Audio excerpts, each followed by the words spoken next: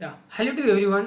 Sir, మనం financial reporting subject దాంట్లో Ind AS 116 leases okay దానికి సంబంధించి మనము concept sale and lease back transaction సంబంధించి ఇప్పుడు sir sale and lease back transaction సంబంధించి sale and lease back transaction okay sale and lease back transaction so మనం ఈ కాన్సెప్ట్ గురించి మనం డిస్కస్ చేసుకుంటే sir sale and lease back transaction ఇప్పుడు first ఈ సేల్ అండ్ లీజ్ బ్యాక్ ట్రాన్సాక్షన్లో అంటే మనము ఎలా పిలుస్తామంటే seller lessee buyer lesser sir seller lessee buyer lesser ఎందుకు పిలుస్తున్నాం వై ఎందుకంటే ఇక్కడ ఈ సేల్ అండ్ లీజ్ బ్యాక్ ట్రాన్సాక్షన్లో 2 అగ్రిమెంట్స్ ఉంటాయి. ఒకటేమో సేల్ ఆఫ్ ద అసెట్ అంటే 2 ఈవెంట్స్ అనేవి హ్యాపెన్ అవుతుంది. ఒకటేమో సేల్ ఆఫ్ ద అసెట్ అనేది ఒక event, next sale of asset another event ఏంటి లీజ్ అగ్రిమెంట్, అనదర్ ఈవెంట్ అంటే లీజ్ అగ్రిమెంట్ ఎంటర్ కావడం అనేది మొత్తం 2 అగ్రిమెంట్స్ ఇక్కడ అంటే 2 ఈవెంట్స్ రైట్. నెక్స్ట్ ఈ సేల్ అండ్ లీజ్ బ్యాక్ ట్రాన్సాక్షన్లో మనం ఫైనాన్షియల్ రిపోర్టింగ్ పాయింట్ ఆఫ్ లో థింక్ చేస్తే అకౌంటింగ్ ట్రీట్మెంట్ ఎట్లా అంటే సెల్లర్ లెస్సీ పాయింట్ ఆఫ్ లో అకౌంటింగ్ ట్రీట్మెంట్ ఏ విధంగా, బయ్యర్ లెస్సర్ పాయింట్ ఆఫ్ లో అకౌంటింగ్ ట్రీట్మెంట్ ఏ విధంగా అనేది పాయింట్. మరి ఇక్కడ అకౌంటింగ్ ట్రీట్మెంట్ అంటే దేని మీద డిపెండ్ అయి ఉంటుంది అంటే ఇండియస్ 115 మీద డిపెండ్ అయి ఉంటుంది. అంటే ఈ సేల్ అనేది ఇప్పుడు సెల్లర్ లెస్సీ ఈ సేల్ అనేది ఇండియస్ 115లో కవర్ అయిందా అంటే ఇండియస్ 115 అంటే ఏంటి పర్ఫార్మెన్స్ అప్లికేషన్ సాటిస్ఫై అయితే మనము రికగ్నైజ్ చేస్తాం, సేల్గా రికగ్నైజ్ చేస్తాం. అంటే అది ఓవర్ టైమా పాయింట్ ఇన్ టైమా అనేది పాయింట్. ఇండియస్ 115లో కవర్ అయింది ఎస్ అన్నప్పుడు అకౌంటింగ్ ట్రీట్మెంట్ ఒక విధంగా ఉంటుంది. ఒకవేళ కవర్ కాకపోతే ఇంకొక ట్రీట్మెంట్ అంటే వేరే అనదర్ ట్రీట్మెంట్ కరెక్ట్. సో దీన్ని బట్టి ఇండియస్ 115 మీద డిపెండ్ అయి ఉంటుంది అకౌంటింగ్ ట్రీట్మెంట్ అనేది పాయింట్ రైట్. నెక్స్ట్ సార్ ఒకవేళ కవర్ అయింది ఇండియస్ 115లో కవర్ అయింది అంటే అప్పుడు ట్రీట్మెంట్ ఏ విధంగా అంటే సెల్లర్ లెస్సీలో ఎలా అకౌంటింగ్ చేస్తాము, సెల్లర్ లెస్సీలో అకౌంటింగ్ ట్రీట్మెంట్ ఏ విధంగా ఉంటుంది ఇండియస్ 115 కవర్ అయితే ఫస్ట్ ఇంతకుముందు అసెట్గా కంటిన్యూ అవుతుంది ఏది సెల్లర్ బుక్స్ ఆఫ్ అకౌంట్స్లో ఒక అసెట్గా కంటిన్యూ అవుతుంది. ఇప్పుడు సేల్ అనేది హ్యాపీ అయింది కాబట్టి సో ఇప్పుడు అసెట్ని రిమూవ్ చేయాలి, బ్యాలెన్స్ షీట్లో రిమూవ్ చేసి రైట్ ఆఫ్ యూజ్ అసెట్గా రికగ్నైజ్ చేయాలి. అంటే ఇప్పుడు మనకి ఎంట్రీ అనేది ఇక్కడ ఏమేమి అంటే మనకి సెల్లరు సేల్ చేయడం వల్ల క్యాష్ అనేది రిసీవ్ చేసుకుని క్యాష్ ద్వారా రావచ్చు లేదా బ్యాంక్ ద్వారా అవ్వచ్చు ఓకే. కానీ మనం మోస్ట్ ఆఫ్ ది కేసెస్ మనం ఇన్కమ్ ట్యాక్స్ ఎందుకంటే ఇప్పుడు ఒక క్యాపిటల్ అసెట్ని సేల్ చేసినప్పుడు క్యాష్లో రిసీవ్ చేసుకోవడానికి కుదరదు, ఏదైనా కానీ బ్యాంక్లో రిసీవ్ చేసుకుంటాం. కానీ ఇక్కడ అంటే ట్రీట్మెంట్ అకౌంటింగ్ బ్యాంక్ అనుకున్నా నో ప్రాబ్లం, క్యాష్ అనుకున్నా no problem okay right. Cash తర్వాత మనం అంటే ఇప్పుడు బిల్డింగ్ అంటే అసెట్గా కంటిన్యూ అవుతుంది. ఇప్పుడు ఏంది లెస్సీ ఏం చేయాలి right of use asset recognize చేయాలి. అలాగే దానికి కరస్పాండింగ్ లీజ్ లైబిలిటీ అంటే ఫైనాన్షియల్ లైబిలిటీ రికగ్నైజ్ చేయాలి ఓకే. ఫైనాన్షియల్ లైబిలిటీ రికగ్నైజ్ చేయాలి, లీజ్ లైబిలిటీ రికగ్నైజ్ చేయాలి లేదా financial liability whatever maybe no problem right. మామూలుగా లీజ్ లైబిలిటీ కానీ దాని ఫైనాన్షియల్ లైబిలిటీ అంటాం ఎందుకంటే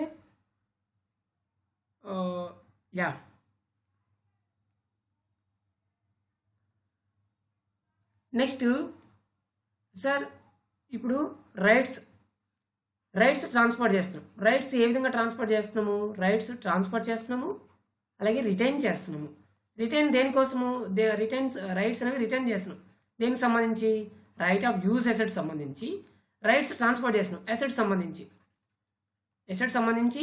ట్రాన్స్ఫర్ చేస్తున్నాము, రైట్స్ని రిటైన్ చేస్తున్నాము రైట్ ఆఫ్ యూజ్ అసెట్ సంబంధించి రిటైన్ చేస్తున్నాం. అని ఇక్కడ రైట్స్ అనేవి 2 టైప్స్ ఆఫ్ ఈ సిచ్యువేషన్లో రైట్స్ 2 టైప్స్.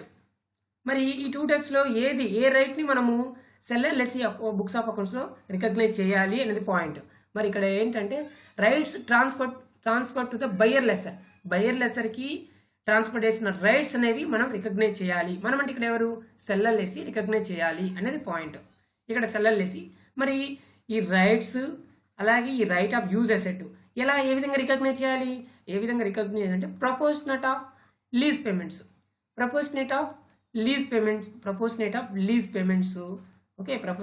లీజ్ పేమెంట్స్ మరి ప్రపోర్షన్ అంటే దేని మీద ప్రపోర్షన్ ఇప్పుడు రైట్స్కి అయితే ఫెయిర్ వాల్యూ ఎంత ఉంది, ఎంత గెయిన్ రిసీవ్ చేసుకున్నాం, gain on rights transfer into lease payments. Okay, into lease payments. ఇది రైట్స్ సంబంధించి ఇది రైట్స్ రిలేటింగ్ టు, ఈ విధంగా చేస్తే ఇదేంటిది, rights relating to use of right to use of asset. Total గెయిన్లో నుంచి ఆ right of use asset rights తీసేసి remaining rights relating to transferred అనేది పాయింట్ అనేది వస్తుంది. పాయింట్ అది. నెక్స్ట్ ఈ రైట్ ఆఫ్ యూజ్ అసెట్ సంబంధించి ఎలా రికగ్నైజ్ చేస్తాము, carrying amount, okay, fair value into lease payments అనేది ఇది right of use asset. Okay, proportionate of carrying amount, ఇక్కడ right of use asset, proportionate of carrying amount relating to right of use asset. Okay, right. So ఈ point ప్రకారం చేస్తాం. Next మరి buyer lesser ఏ విధంగా రాకుండా చేస్తారు, buyer lessor seller lessee remove from అసెట్ని remove from balance sheet remove చేసి right of యూజెస్గా రికగ్నైజ్ చేయాలి. ఇక్కడ ఎలా రికగ్నైజ్ చేస్తాము, purchase asset recognise purchase of asset అనేది ఈ బయర్ లెస్సర్ ఆ బుక్స్ ఆఫ్ అకౌంట్స్లో ఈ విధంగా రికగ్నైజ్ చేస్తాం. నెక్స్ట్ మామూలుగా లెసర్ అకౌంటింగ్ అనేది ఫాలో అవుతాం అనేది point. Sir next sir Indus 115 cover కాలేదు, ఈ సేల్ అనేది ఇండియస్ 115 కవర్ కాలేదు అంటే ఇప్పుడు నెక్స్ట్ ఏంటి, కవర్ కానప్పుడు సెల్లర్ లెస్సీ ఏం చేస్తారు, కంటిన్యూ ద అసెట్ కంటిన్యూ చేస్తాడు. జస్ట్ ఎంతైతే అమౌంట్ రిసీవ్ చేసుకుంటే అమౌంట్ని ఫైనాన్షియల్ లయబిలిటీగా రికగ్నైజ్ చేస్తాడు. ఇక్కడ ఫైనాన్షియల్ లయబిలిటీగా రికగ్నైజ్ చేస్తాడు. అదే బయర్ లెస్సర్లో డోంట్ రికగ్నైజ్ అసెట్, ఇక్కడ ఫైనాన్షియల్ లయబిలిటీ ఎలా, ఇండియస్ 109 ప్రకారం ఇక్కడ ఇండియస్ 109 ప్రకారమే ఫైనాన్షియల్ అసెట్గా రికగ్నైజ్ చేస్తాడు. అక్కడ ఫైనాన్షియల్ లయబిలిటీ అయితే ఇక్కడ ఫైనాన్షియల్ ఎవరు, బయర్ లెస్సర్ అనేది పాయింట్. Okay, right. నెక్స్ట్ మనం ఒక ప్రాక్టికల్ ఇష్యూ చూస్తే నెక్స్ట్ ఇంకొక పాయింట్ సార్,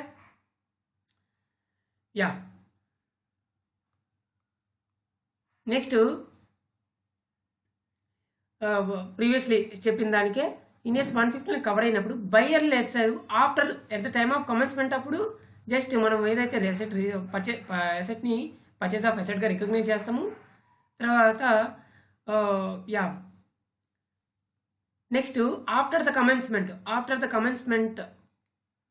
కమెన్స్మెంట్ అయినప్పుడు మళ్ళీ ఇంకో ఎంట్రీ కూడా బయర్ లెస్సర్ పాస్ చేస్తారు బుక్స్ ఆఫ్ అకౌంట్స్. అది మనం ఒక ప్రాక్టికల్ ఇష్యూ ద్వారా మనం క్లారిఫై చేసుకుంటాం. Okay, right, thank you. Next మనం ప్రాక్టికల్ ఇష్యూ ఏంటంటే దీనికి సంబంధించి ఇక్కడ సెల్లర్ లెస్సీ అంటే ఇదేంటి, sale and lease back transaction సంబంధించి మనకి సేల్ కన్సిడరేషన్ ఎంత వచ్చిందంటే 30 lakhs వచ్చింది. కానీ యాక్చువల్గా ఫెయిర్ వాల్యూ ఎంత ఉంది, 27 lakhs ఉంది. కానీ consideration for sale is at fair value or not at fair value 27 lakhs ఉంది. కానీ మనం రిసీవ్ చేసుకుంది 30 lakhs అంటే ఎక్స్ట్రా సేల్ చేసాం. అంటే ఇప్పుడు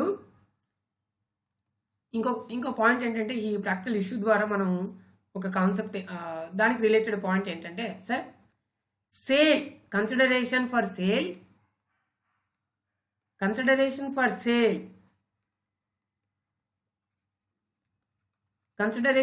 sale is at fair value or not, అనేది పాయింట్. ఎస్ అయితే నో అయితే, ఇక్కడ ఎస్ అయితే ఇక్కడ ఏం చెప్పలేదు, no consideration for sale is at fair value say yes or no అంటే నో, ఇక్కడ కన్సిడరేషన్ ఫెయిర్ వాల్యూకి లేదు అనేది ఈ పాయింట్ ఆఫ్ మాత్రమే మనం థింక్ చేస్తాం. ఎస్ అనే పాయింట్ మనకు వద్దు. ఇప్పుడు నో అనే పాయింట్లో sir consideration for sale is at fair value లేనప్పుడు ఏం చేయాలంటే ఫెయిర్ వాల్యూకి తీసుకురావాలి. ఫెయిర్ వాల్యూకి తీసుకురావాలి అమౌంట్, అంటే అడ్జస్ట్ చేయాలి. మనం ఎంతైతే కన్సిడరేషన్ రిసీవ్ చేసుకున్నామో ఆ కన్సిడరేషన్ అమౌంట్ని ఫెయిర్ వాల్యూకి అడ్జస్ట్ చేయాలి. ఫెయిర్ వాల్యూకి అంటే ఫెయిర్ వాల్యూకి వచ్చేటట్టు అడ్జస్ట్ చేయాలి అనేది point. Okay, next sir next point ఏంటంటే, అంటే ఇది ఒక adjustment. Next lease payments. Lease payments at market terms or not. Lease payments at market terms or not అనేది పాయింట్. Lease payments at market terms or not. Yes అయితే ఇక treatment దాని గురించి ఏం లేదు. నో లేనప్పుడు అంటే దీన్ని అడ్జస్ట్ చేయాలి. దేనికి సంబంధించి అడ్జస్ట్ చేయాలి అంటే ఫెయిర్ వాల్యూకి అడ్జస్ట్ చేయాలి, రైట్. మరి ఈ అడ్జస్ట్మెంట్ ఎలా అనేది పాయింట్. ఎలా అంటే ఒకవేళ sale consideration for sale is at fair value no లేనప్పుడు ఏం చేయాలంటే, ఒకవేళ ఫెయిర్ వాల్యూ కన్నా సేల్ కన్సిడరేషన్ ఎక్కువ ఉంది, sale consideration greater than fair value, అప్పుడు ఆ డిఫరెన్స్ అమౌంట్ని ఏం చేయాలంటే additional finance provided by buyer lessor అనేది ట్రీట్ చేయాలి. అంటే అడిషనల్ ఫైనాన్స్ ప్రొవైడెడ్ బై లెస్సర్గా రికగ్నైజ్ చేయాలి అనేది point. Sir sale consideration is less than fair value, sale consideration is less than fair value అన్నప్పుడు అప్పుడు ఏం చేయాలి అంటే prepayment of lease payments to the lessor buyer lessor, prepayment of lease పేమెంట్స్గా recognise చేయాలి అనేది పాయింట్. అంటే దీన్ని ఎట్ బిలో మార్కెట్ టర్మ్స్ ఇది ఎట్ అబోవ్ మార్కెట్ టర్మ్స్ అనేది పాయింట్. Okay, right. ఇప్పుడు additional finance provided by buyer lessor to the seller lessee.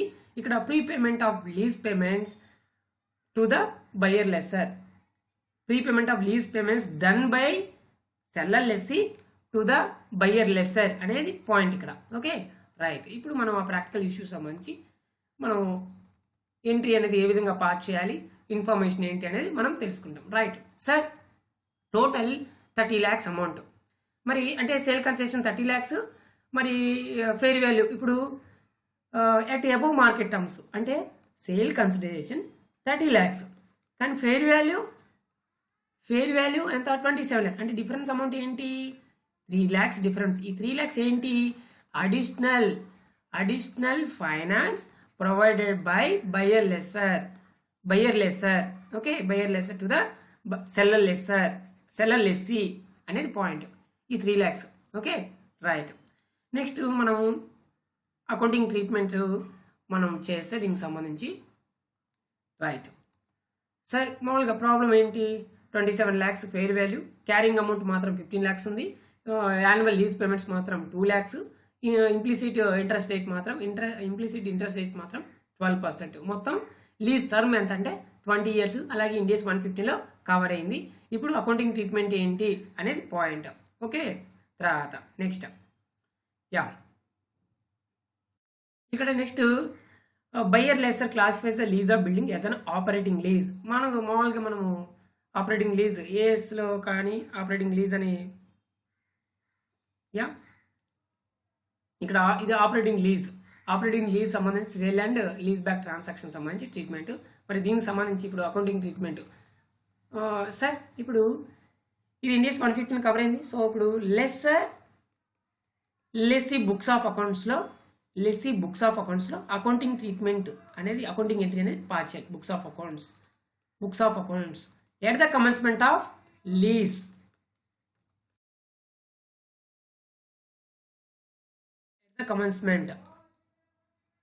Okay, ఇప్పుడు entry అనేది ఎలా పాస్ చేయాలి at the commencement of lease. ఇప్పుడు ఎంట్రీ ఏ విధంగా పాస్ చేయాలి అంటే ఫస్ట్ క్యాష్ మనకి అమౌంట్ ఎంత వచ్చింది సార్ 30 lakhs అమౌంట్ వచ్చింది. రైట్ ఆఫ్ యూజ్ అసెట్గా రికగ్నైజ్ చేయాలి. ఓకే, రైట్ ఆఫ్ యూజ్ అసెట్గా రికగ్నైజ్ చేయాలి.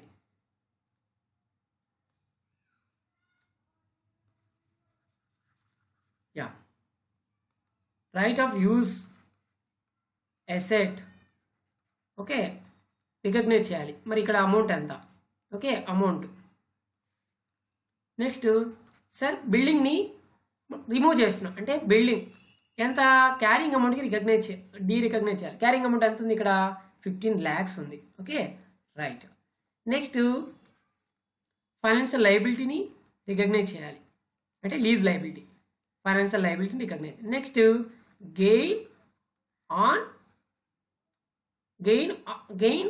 On rights transferred. Gain on rights, ఈ rights not related to right of use asset. This right related to transfer to buyer lessor అనేది point. Okay, right. ఇప్పుడు ఈ amount ఇక్కడ ఇక్కడ ఒక amount రాయాలి మనం, రైట్? సరే, రైట్ సార్. మరి రైట్ ఆఫ్ యూజ్ అసెట్ని ఎలా, రైట్ ఆఫ్ యూజ్ అసెట్ అమౌంట్ని ఎలా రాస్తాం అనేది పాయింట్. ఇక్కడ సార్ లీజ్ పేమెంట్స్ 2 lakhs. ఇలా 2 lakhs మనము ఎవ్రీ ఇయర్, మనం అంటే ఇక్కడ ఎవరు? Seller lessee. ఇక్కడ సెల్లర్ లెస్సీ 2 lakhs పే చేస్తారు. ఎలా పే చేస్తారు? 20 years పాటు పే చేస్తారు. మరి 20 years 2 lakhs, మామూలుగా 20 years 2 lakhs అంటే 24 lakhs వస్తుంది. కానీ ఈ అమౌంట్ని మనం ఎలా, ఇక్కడ rate of interest, implicit rate of interest 12% to 20 years. Okay, 20 years. ఈ అమౌంట్ని మనము present value annuity factor 12% 20 years ఎంత అనేది పాయింట్. ఇక్కడ sir 12% 20 years, so 1/1.12. So first year అలా 20 years పాటు చేస్తే మనకి ఎంత వస్తుంది అమౌంట్? ఒకసారి మనం క్యాలిక్యులేటర్ ఒకసారి చేస్తే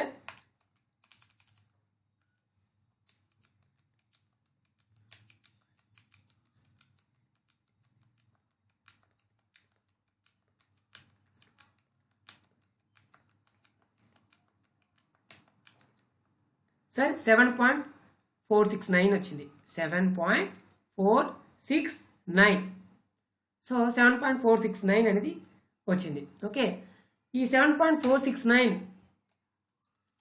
అంటే ఒక రూపీ వాల్యూ ఈరోజు అంటే first year 1 rupee value of 1 rupee value అనేది at the time at 20th year చూసుకుంటే దాని value 7.469.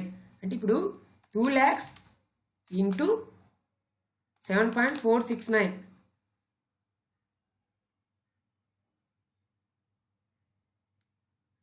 Sorry,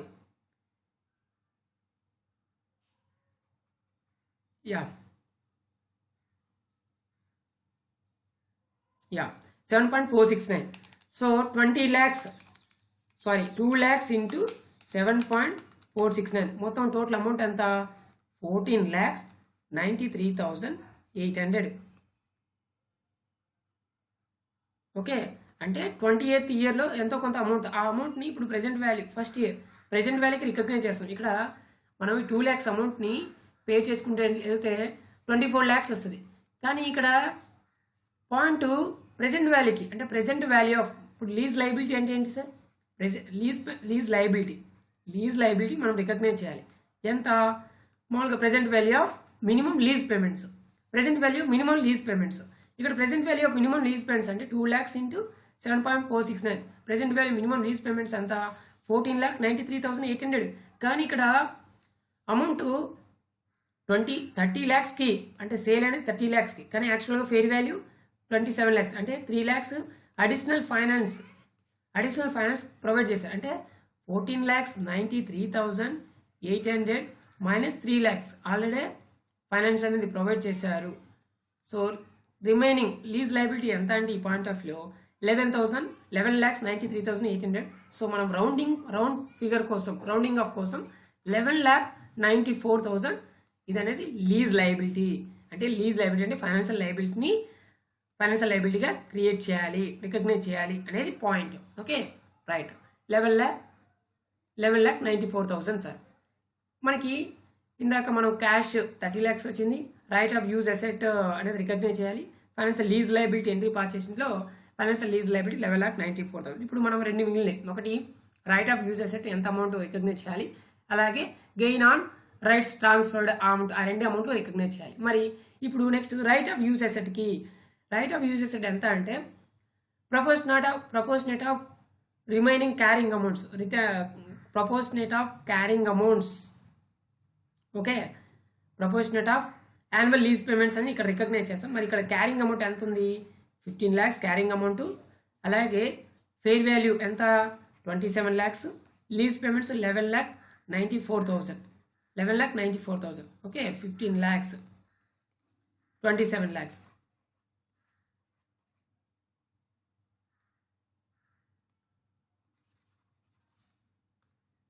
$27 lakhs, okay. Yeah మనము ఓకే ఇప్పుడు 1500 by 2700 into 1194 అమౌంట్ అంతా 6,63,333. ఇది right of use asset. So right of use asset సంబంధించి amount వచ్చింది. ఇప్పుడు ఇంకా అకౌంటింగ్ మిగిలింది ఏంటి, అది గెయిన్ ఆన్ రైట్స్ ట్రాన్స్ఫర్డ్. మరి ఈ అమౌంట్ ఎలా వస్తుంది అంటే గెయిన్ ఎంత వచ్చింది, యాక్చువల్గా ఫెయిర్ వాల్యూ 27 lakhs కానీ carrying amount 15 lakhs, difference 12 lakhs అనేది గెయిన్. ఈ గెయిన్ ఫస్ట్ గెయిన్ అమౌంట్ అంటే rights relating to right of use asset సంబంధించి, రైట్ టు యూజ్ సంబంధించి ఎంత అంటే ఎంత అమౌంట్ అంటే అమౌంట్ని మనము చేస్తే 15 carrying amount. So 15 by 27 into 12. So 15 by 27 into 12, 6 lakhs, sorry,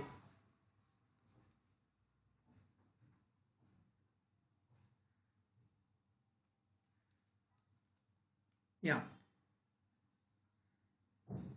12 lakhs by 27 into 11,94,000. So 12 lakhs 27 lakhs. So ఇప్పుడు ఈ అమౌంట్ 1200 by 2700 into 1194. సో 5,30,666. ఇది rights relating to right to use. కానీ ఈ అమౌంట్ రికగ్నైజ్ చేయకూడదు సెల్లర్లెస్సి.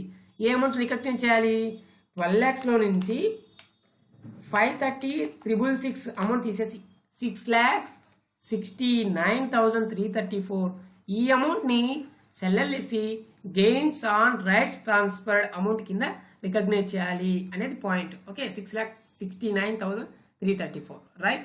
సో ఇది సెల్లర్ లెస్సీ బుక్స్ ఆఫ్ అకౌంట్స్లో. మరి next buyer lessor books of అకౌంట్స్లో ఏ విధంగా అనేది పాయింట్. సార్ బయర్ లెస్సర్ ఇప్పుడు రైట్ ఆఫ్ ఇప్పుడు పర్చేజ్ చేసిన బిల్డింగ్ని, ఇక్కడ బిల్డింగ్ కదా, బిల్డింగ్ని పర్చేజ్ ఆఫ్ అసెట్గా రికగ్నైజ్ చేయాలి. ఎంత రికగ్నైజ్ చేయాలి, క్యారింగ్ అమౌంట్కి రికగ్నైజ్ చేయాలి. అంటే ఎంత క్యారింగ్ అమౌంట్ ఎంతైతే పర్చేజ్ చేసిన అంత అమౌంట్ కా అనేది పాయింట్. Okay, right.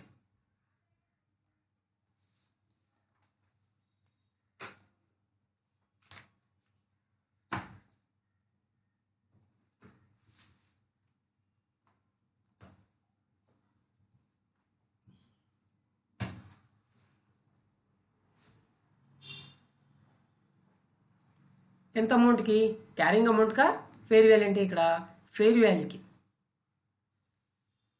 రికగ్నైజ్ చేయాలి బిల్డింగ్. ఎవరు, బయర్ లెస్సర్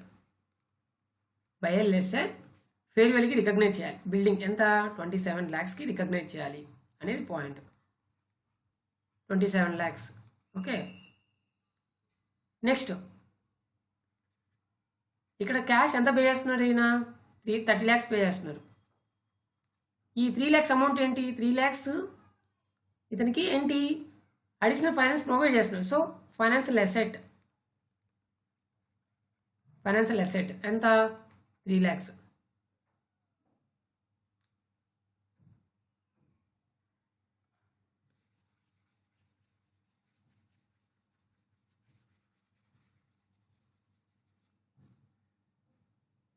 యా, ఫైనాన్షియల్ అసెట్గా 3 lakhs. So to cash 30 lakhs అనేది point. Okay, right. Next buyer lessor, అది next buyer lessor after commencement. Buyer lessor books of అకౌంట్స్లో, బయర్ లెస్సర్ బుక్స్ ఆఫ్ అకౌంట్స్లో after commencement, after commencement ఎలా recognise చేయాలి? After commencement lease payments ఎంత వస్తాయి? ఇతనికి lease payments amount ఎంత వస్తున్నాయి? క్యాష్ ఎంత? 2 lakhs. మరి 2 lakhsలో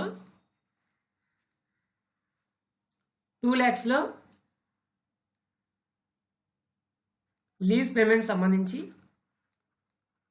ఎంత, అలాగే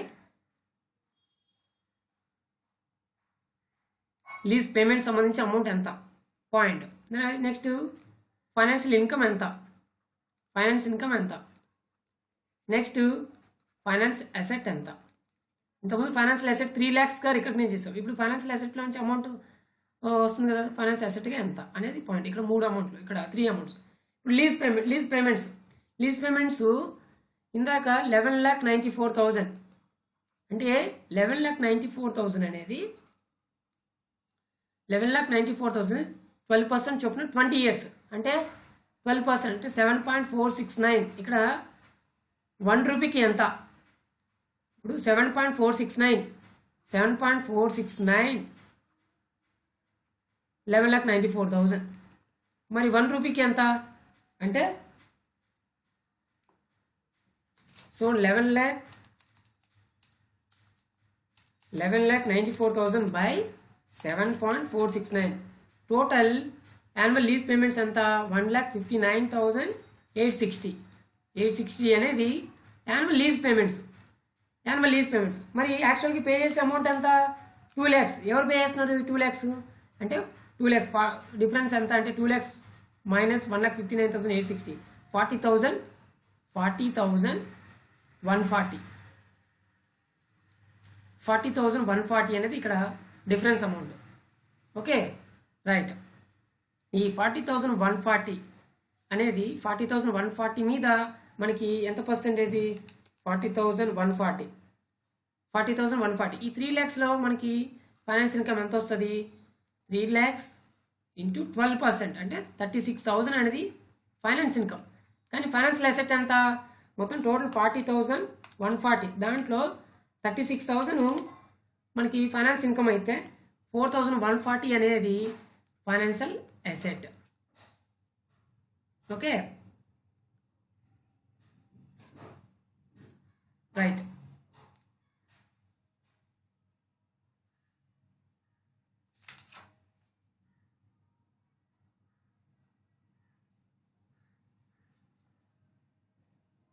నెక్స్ట్ లీజ్ పేమెంట్స్. అంటే లీజ్ పేమెంట్స్ ఇక్కడ లెస్సర్ కదా, బయర్ లెస్సర్ అంటే రెంటల్ ఇన్కమ్ ఎంత?